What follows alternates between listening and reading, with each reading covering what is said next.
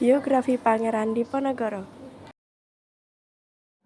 11 November 1785, Bendara Raden Mas Pustahar atau Raden Mas Ontowiryo atau yang dikenal sebagai Pangeran Diponegoro lahir di Yogyakarta. Merupakan putra dari Sri Sultan Hamengkubuwono III. Dikenal pribadi cerdas, banyak membaca, dan ahli hukum Islam Jawa, menolak keinginan sang ayah agar dirinya menjadi raja.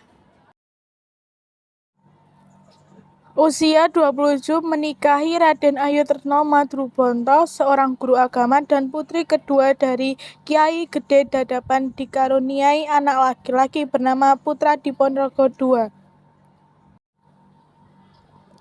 1821 berempati kepada rakyat dan tidak rela melihat petani lokal menderita akibat penyalahgunaan tanah oleh warga Belanda, Inggris, Prancis, dan Jerman.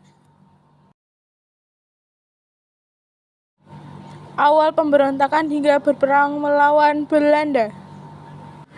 Tahun 1822, memberontak terhadap keraton saat kepemimpinan Hamengkubuwono V, usia 3 tahun, karena pemerintahan harus diwalikan kepada Patih Danurejo dan residen Belanda.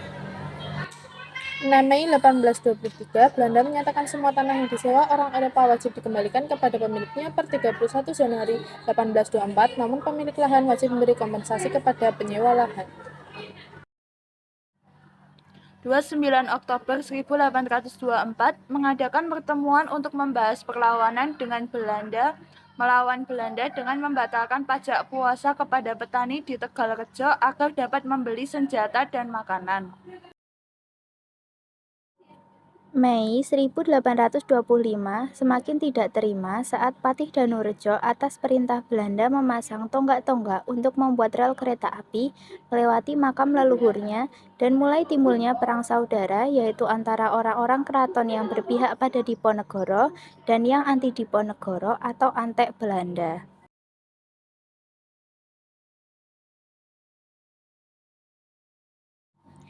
20 Juli 1825, pihak istana mengutus 2 bupati untuk menangkap Pangeran Diponegoro dan Mangkubumi di Tegalrejo, namun tidak berhasil.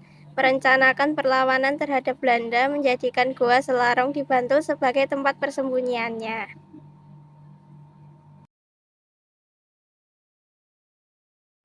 (1825) memimpin Perang Diponegoro atau Perang Jawa melawan Belanda selama 5 tahun.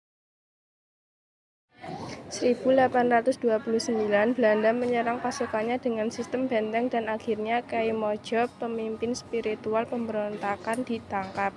2 pasukannya yaitu Pangeran Mangkubumi dan Panglima Utama Alibasa Sentot Prawirodirijo menyerang kepada Belanda. Berbagai cara dilakukan Belanda untuk menangkap seperti sayembara. 8 Januari 1855, beliau meninggal di usia 69 tahun.